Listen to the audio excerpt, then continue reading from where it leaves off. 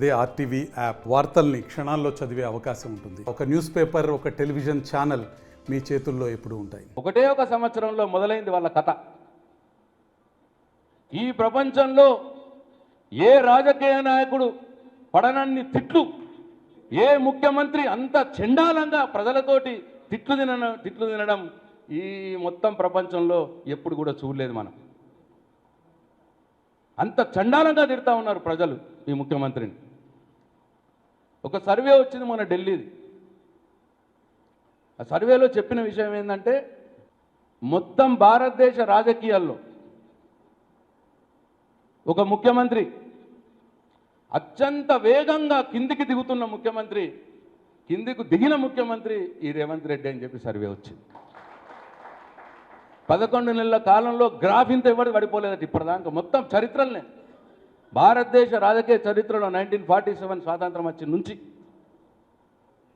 ఇంత దండి పేరు, ఇంత దండి తిట్లు ఎవడు కూడా తినలేదట. అట్లా వాళ్ళ డౌన్ఫాల్ స్టార్ట్ అయింది.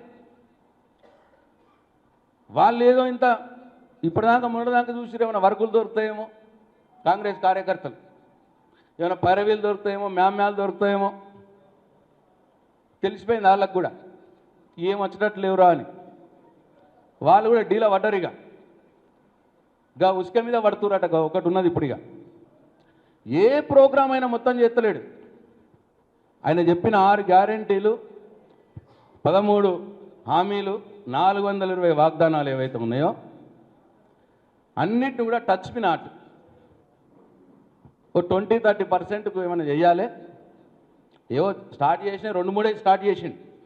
అవి కూడా కంటే 20-30% మందికి చేయాలి, 70 మందికి ఎగ్గొట్టాలి. ఇప్పుడు ఎగ్గొట్టిన వాళ్ళంతా కత్తులు నూరుకొని రెడీ ఉన్నారు. ఇప్పుడు ఇక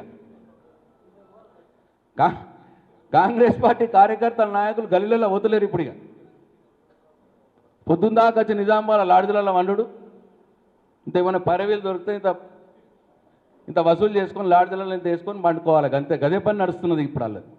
ఇదే మంచి తరుణం. మనందరం ఇప్పుడు కంకణం కట్టుకోవాలి. కొట్టాల వేడి మీద ఉన్నప్పుడే కొట్టాలి దెబ్బ. ఇప్పటి నుంచి మనం దెబ్బ కొట్టుడు స్టార్ట్ చేస్తే రేపు రాబోయే రోజుల్లో మీరే ఎంపీటీసీలు, మీరే ఎంపీపీలు, మీరే జడ్పీటీసీలు మొత్తం కూడా ఎవ్వరు కూడా రారు. ప్రజల్లో వాళ్ళది మొత్తం పోయింది. కాబట్టి తెలంగాణ రాష్ట్ర ఏర్పాటుకు, కాంగ్రెస్ పార్టీ పతనానికి మొదటి మెట్టుగా మన నిజామాబాద్ నుంచి మొదలు పెట్టాలని చెప్పి మీ అందరికీ నేను మనవి చేస్తా ఉన్నా. ఈ కాంగ్రెస్ పార్టీ వైఫల్యాల మీద, కాంగ్రెస్ పార్టీ చేస్తున్న మోసాల మీద, వాళ్ళు ఇచ్చిన హామీల్ని మాట తప్పుతున్న దాని మీద ఎక్కడికక్కడ మీరు మీ గ్రామాల్లో ప్రచారం చేస్తూ మీరు నడుము బిగించితే కాందేం లేదు అని చెప్పి మీ అందరికి నేను మనవి చేస్తా ఉన్నా. కాంగ్రెస్ పార్టీ ఏం చేయలే ఈ 11 నెలల తప్పకుండా చేసింది. ఎందుకు చేయలేదు? బరాబరు చేసింది.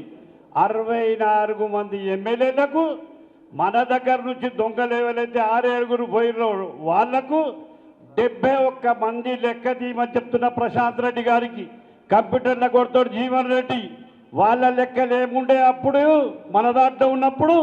ఇప్పుడు ఈ 14 నెలలు ఏమున్నాయి లెక్కలు తీస్తే అభివృద్ధి చెందలేదా అని అడుగుతా ఉన్నాను. 71 మంది చెంది రాలేదా?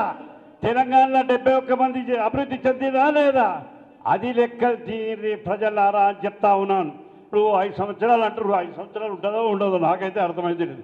నేను కూడా 30 సంవత్సరాలు కాంగ్రెస్ పార్టీలో ఉంటి, కానీ అక్కడ ఫైటింగ్ షురూ అయిపోయింది. పాతోళ్ళు కొత్తోళ్ళు.